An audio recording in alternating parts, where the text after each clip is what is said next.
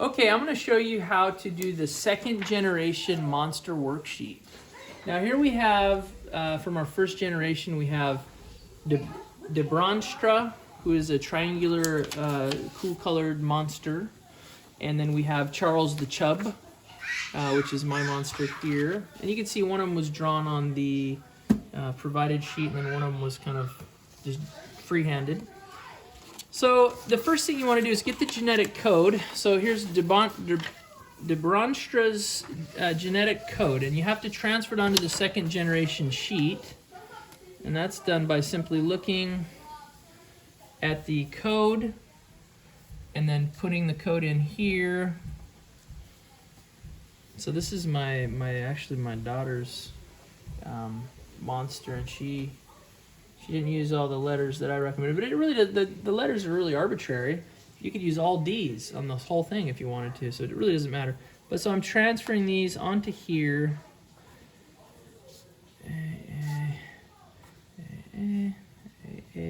What really matters is the capital and the lowercase. So you can see there's a lot of, homozygous traits here. There's some heterozygous traits. So now I'm going to transfer the dads. And again, there's some heterozygous, some homozygous.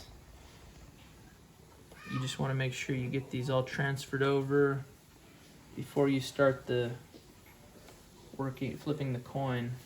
Now, you'll notice right away that there's not always a necessity to flip a coin. In fact, the only time you flip a coin is when there's a heterozygous trait. So right here, we're homozygous recessive, 2 lowercase letters. We don't need to flip a coin. Why? Well, because the only thing that could possibly be inherited is the lowercase b from the mom. From the dad, we have heterozygous, so I flip a coin, and it lands on tails, so we get another lowercase b, which makes this a homozygous and recessive. Now here, dominant recessive, so this little baby monster is going to have a triangle-shaped body. And we go through and we fill it out. So here we don't need to flip, we don't need to flip, don't need to flip, don't need to flip. Here we have to flip twice.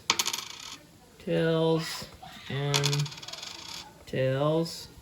Don't need to flip, don't need to flip. Don't need to flip, don't need to flip. Let's see, for teeth, I think we're going capital and capital, don't need to flip over here. Legs, don't need to flip here.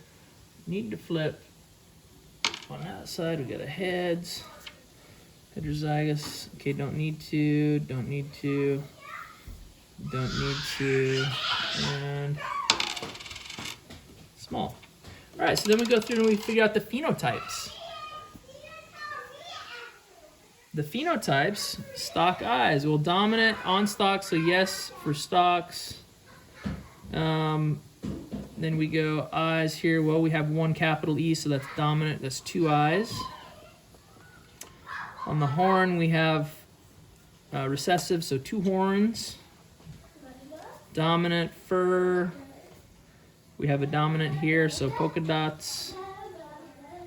And then we have here dominant, so we have sharp teeth. Here we have dominant, so we have 2 legs. We have no wings, and we have cool colors again.